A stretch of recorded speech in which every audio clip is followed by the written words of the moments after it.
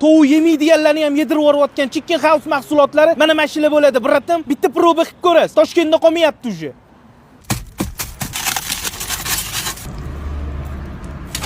Voy. Bismillah.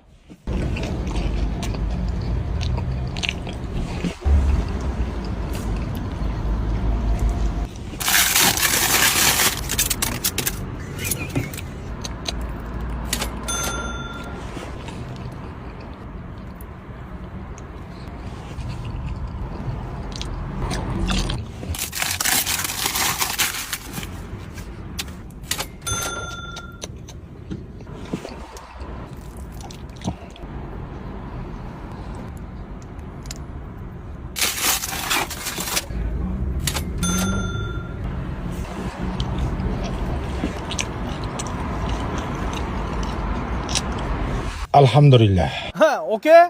Yaxshi talinga qopti, oxirigacha yeb qo'ymayapsizlar. Xotir olmang, bolalar yig'ishtirib oladi. Olayapmiz pullarni. Qarochi, joyimiz Sergeli 6da, Yunusobod bilan Qoraqamishda ham bor. Chiqib o'tiradigan bu.